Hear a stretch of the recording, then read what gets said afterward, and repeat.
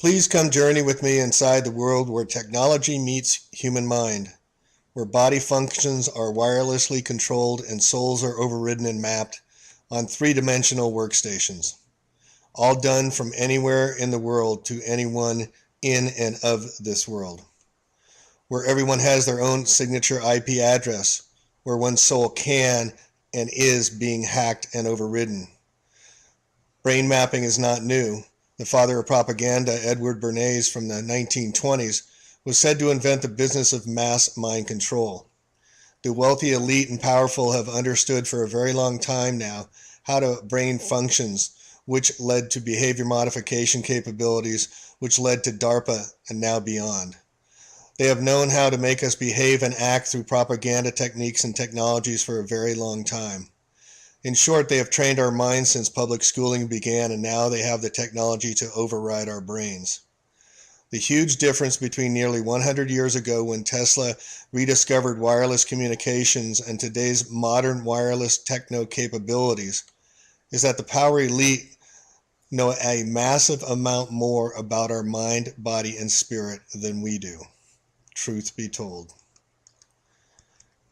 Since at least the 1970s, psychotronic electronic harassment has been used to touchlessly torture anyone at will using decades-old, over-the-horizon technologies, cell towers, HAARP, and geoengineering of the skies around the world to access all from anywhere at any time wirelessly.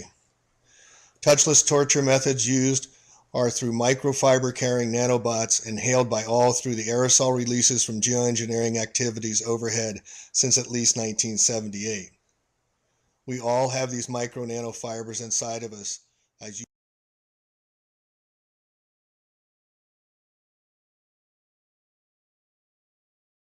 Stanford Scientology and the CIA. This is from a book by Alex Constantine on psychic spying at the Stanford Research Institute, or CA mind control. Quote, concrete evidence that electronic mind control was the true object of study at Stanford Research Institute was exposed by the Washington Post in 1977. The Secretary of Navy at the time, Dr. Sam Kozlov, received a routine briefing on various research projects, including SRIs. As the briefer flashed his chart onto the screen and began to speak, Kozlov interrupted, "What the hell is that about?" Among the glowing words on the projected chart, the section described SRI's work was labeled, quote, ELF and mind control. Now, let's assume that Dr. Kozlov, the head of the Navy, knew about this program. ELF stands for extremely long frequency electronic magnetic waves from the very slow brain frequencies up to 100 cycles per second. The Navy quietly continued to fork out $100,000 for a 2-year project by bionics specialist. The, quote, remote viewing, end quote, team at SRI was really engaged at projecting words and images directly to the cranium. It was not a humanitarian pastime. The project was military, and test subjects are subjected to a lifetime of EM torture, plied with the same thorough disregard for human rights as the radiation tests conducted to the height of the Cold War. To be sure, the treatment of subjects received at the hands of their own government would be considered atrocities if practiced in wartime. Now, please note they were using this back in 1977. Electronic mind control machines were championed at SRI by Dr. Carl Pribram, Director of Neuropsychology Research Laboratory. I certainly could educate a child by putting an electrode in the lateral hypothalamus and then selecting the situations in which I stimulate it. In this way, I can grossly change his behavior. Psychology Today touted Pimbram as, quote, the Magellan of brain science, end quote. He obtained his degrees BS, MD at the University of Chicago. SRI studied how the brain processes and stores sensory imagery.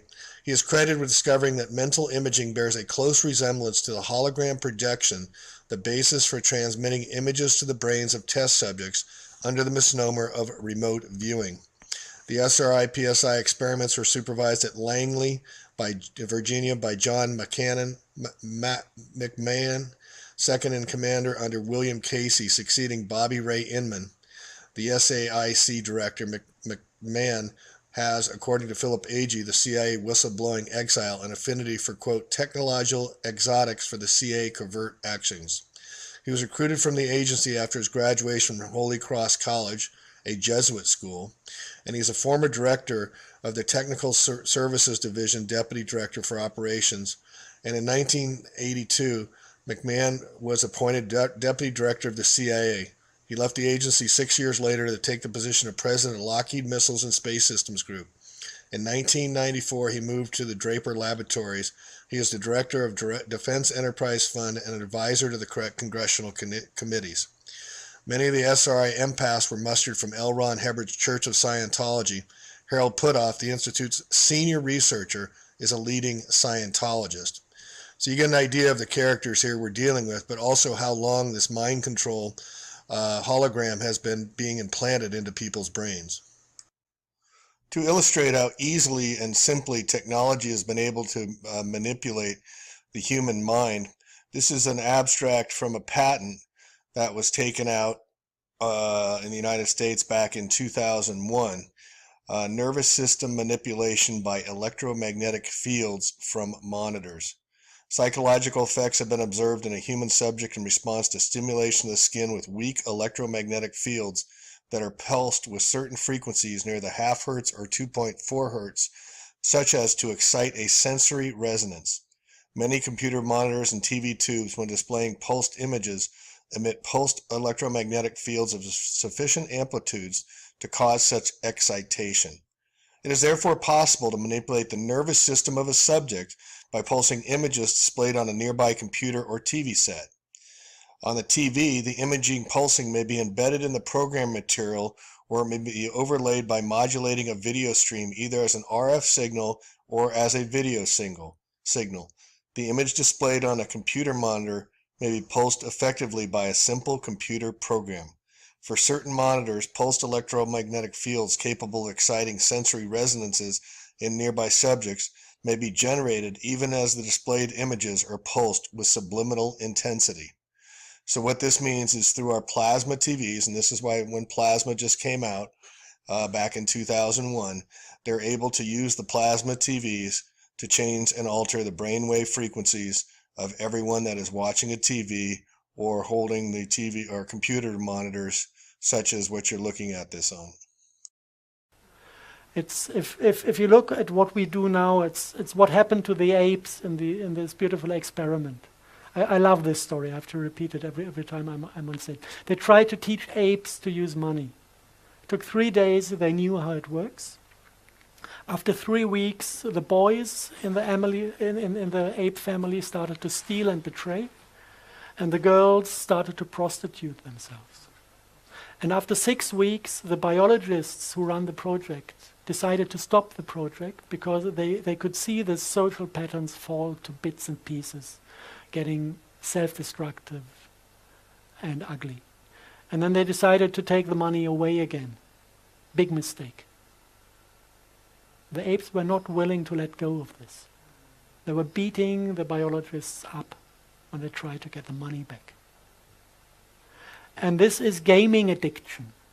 And every single human who is part of economy has fallen to this gaming addiction. And the core of this gaming addiction is scarcity. We think we don't have enough. This is why we grab as much as we can. This is what creates the idea of money and the idea to possess things. This is not nature. This is a demonic program to bring us into self-destructive patterns. Look at the Red Indians in America, at the native tribes. They don't have money, they have love. And if we all understand the game, we can just say, hey, stupid game, let's let go of it. And we can stop playing these thing that basically is nothing else than being afraid of self-responsibility. And I think we are at the point in history where every single individual should master that, to regain self-responsibility, and then we will not need a government. It's not about changing the government, because the entire concept of governments, having somebody to control, is demonic. It's not about replacing people. It will never work. We need to replace the game. Since much of the evidence presented here about targeting individuals and the actual devices used comes from Dr. Robert Duncan, I wanted to read part of his bio about why he has the knowledge to comment the way he has. Harvard College honors computer science, minor in pre-med and advanced degrees, Harvard, Dartmouth in business and science, the neural networks, virtual reality, EEG controlled robotics, worked for the DoD, Navy, NATO, various intelligence agencies, science projects, worked integrating HAARP, so we'd know about the electromagnetic frequencies, a couple other spook agency names here. I've worked on projects for the Justice Department, tracking terrorists, developed system for the FBI to track license plates at toll booths, worked on the Soldier 2000 program, worked in telemedicine, robotic surgery, virtual reality applications for the Army, for DARPA, satellite computer vision tracking applications. Then he goes at the very end of it, my apologies to the human race for my contribution to tyranny. There are very bad things going on, at least in the United States with the CIA, with torture and interrogation. Now, they've improved their methods. It can all be done wirelessly now. So you can insert maximum pain into a human being, and maybe it's for interrogation. But yeah, I've been trying to expose this since 2002, I would say. So I've been in the field for over a decade and just trying to expose these technologies, but they've existed much before me and when I worked on them. I can find targeted individuals as far as, you're one of the oldest ones, from 1976 there seemed to be a large increase in targeted individuals using this technology. And then again, every time the military gets a bigger budget, there seems to be more TIs involved. And then of course after 9/11, there was a whole bunch of TIs that were brought into the program. And they're trying to improve on this weapon technology, and they need sample points. And nobody likes to hear they were in the past. You know, the U.S. government purposely chose for a lot of their, non-consensual human experimentation programs, poor people, people that were easily discredited, and usually the black community. Right. Like the Tuskegee experiment, for one, which was the most heinous crime. Well, until now, you know. Yeah. Until now. Yeah, until now. But this hasn't been revealed yet, or people don't accept it yet. This kind of no-touch torture and silent death. But yeah, I think the program has been expanded since then to include all classifications of human beings. This is worldwide. I just did an interview with the major news agency for South Korea, and they're saying it's rampant there. Russia has a huge population. China has a huge population. But in the future, every square inch of every city will be alive with intelligence. Because every street and every building will have a network of microcomputers built right into them. Dr. Chris Piester calls it smart dust. A smart dust particle, or mote, is a wireless sensor with sensing, computation, communication, and power in one package. These all-in-one microcomputers will be small, very small. The size of a mote today is about the size of a grain of rice. And we've shown that we can make the circuitry small enough and light enough that eventually it will be possible to make things that are on a sub-millimeter size scale. Tiny specks of computer smart dust will form a vast invisible network that can help manage the infrastructure of even the largest city.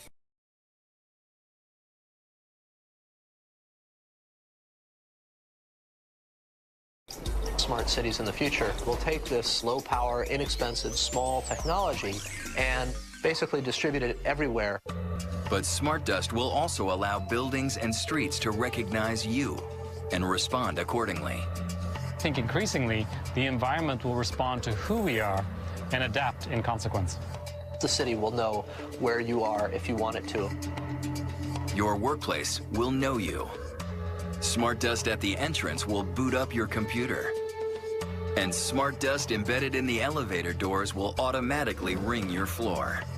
Smart dust is going to sense the environment and allow us to improve the way that we live our lives. No matter how we live in the future city, it will be radically different. Okay, but... Okay, so wait. So it's really true. So what this means is that becomes my first superpower. I really want this superpower. It means that my arms are like wires, my hands are like alligator clips. When I touch my phone, my computer, my door, my car, I'm authenticated in. First superpower. Like, I want that. So we're not shipping that right away. Yeah, no. We're not shipping that right away. But it sounds like... This is FDA cleared? So here's the thing. This is not science fiction. This pill was actually made by a company called Proteus, and they've developed it for medical applications. That pill has been CE stamped and cleared by the FDA. You can take 30 of those per day for the rest of your life. And then what happens? Does your heart Nothing. beat change? Does your... We can just tell that you've taken the pill.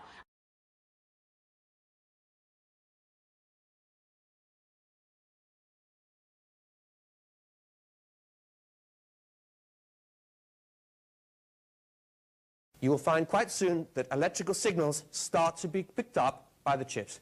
The brain cells connect not only to the chips, but they also start to put out feelers to each other. They connect to each other, they connect to the chip. You get a biodigital device. I'm telling you history, my friends. You tell me the future. These devices have been grown for the last 5 to 10 years. So could we have a human brain that can go online? This is history. We already did it in animals. We have rats and mice that can think electrically. They produce currents and thoughts which go from one mouse to another. The mouse says, I'm thirsty, and a signal electronically goes to another mouse in another laboratory saying, please, can you give me a drink? If the other mouse agrees to give the first mouse a drink, he gets some food. We are living in a strange world. I am not saying that you're going to have a plug-in module for mathematics in the future or language. I'm just saying we are entering new territory for the future. Inside the brain, here are human nerve cells growing onto the surface of an RFID-type chip. Human brain cells don't need to be taught to do this. They are genetically programmed to work with computers. In fact, they love computers. Here's an example. Here is a chip. There's the chip. You put the brain tissue on and it organizes itself. The brain cells work their way in and they start communicating with each other and with the brain of the PC. So it means we can have thinking computers. Maybe 10 trillion of these devices every few years entering the environment. You're talking about total knowledge of consumer behavior watched in real time and huge business opportunities. Why? Because it means we can then start to predict human behavior. Now, if you want to understand the agenda behind, there was a brave lady at Harvard University that made the chemical analysis of these fibers in the nanolab. And she threw out just a number of chemical formulas. I'm not going to name them. And she also analyzed the single color particles that she found in the air, also the color airborne, that then at a certain point is entering the mycelium after it replicated within the human body. Yeah, so this is coming to the concept of self-assembling nanobots. Self-assembly means you spray the fiber, it is replicating, you spray the color, and within the human body, the color and the fiber is mounting to a working unit. This is what you call self-assembling nanobot. The second group of materials found in these environmental samples is unidentifiable fibers. And I really want you to appreciate the meaning of unidentifiable. These fibers have been sent to sophisticated laboratories, and there is nothing in the databases that match them.